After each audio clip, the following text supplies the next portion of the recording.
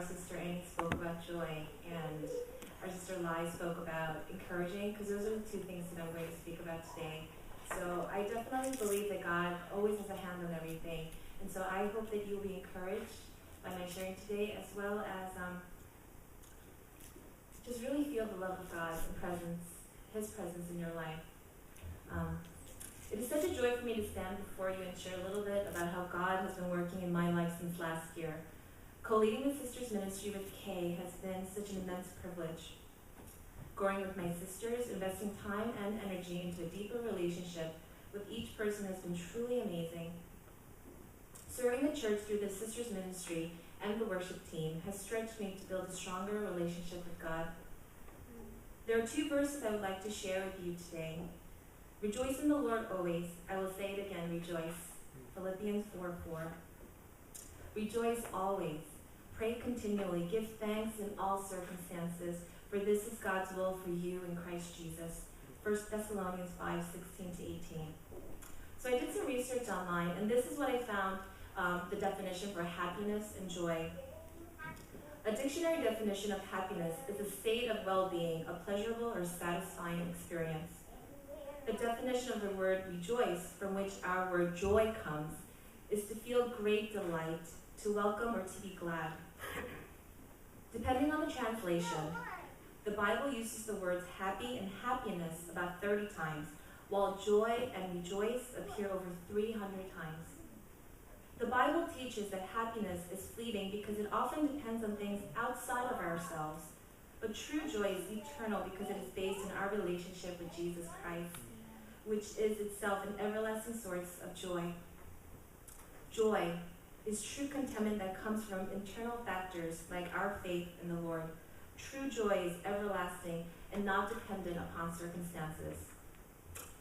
Philippians 4:4 and 1 Thessalonians 5:16-18 constantly remind me to always rejoice in the Lord. Recently, Eugene and I were being challenged with a lot of illnesses in the family. Alexis had pneumonia 3 times in 1 month and was hospitalized for one of them.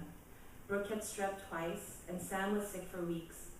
Both Eugene and I were physically and mentally exhausted from taking care of the kids. During this time, Kay and I were alternating weeks for leading the Bible study.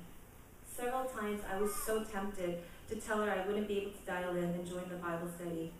But instead, the Spirit was telling me that I needed to be with my sisters. I remember one night in particular, I was sitting with Alexis at the hospital. I was tired from a long day and just wanted to rest. But my spirit was telling me it was time to call and join my sisters. It was one of the best Bible study experiences I ever had. My sisters showered me with words of encouragement and prayers. What more can I ask for than God's love being expressed through them? I was so touched, moved, and humbled by the outpour of support and love. It lifted my spirit and allowed me to be strengthened. I'm not going to lie to you. Living a life with a joyful spirit takes discipline. It's so much easier to be angry and bitter when we struggle with things. But as Paul writes in Philippians and 1 Thessalonians, we must rejoice always. It's a command. God commands us to rejoice always. The deep, abiding joy that comes as we persevere through trials with God's help and our faith matures and is strengthened. So finally, John Piper says, we must fight for joy.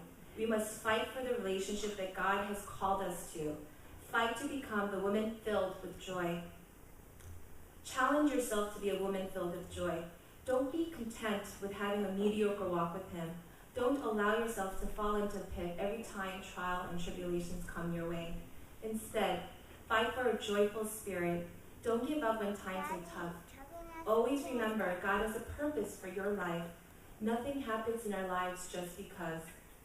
True joy is everlasting and not dependent upon circumstances. Rejoice always. Thank you.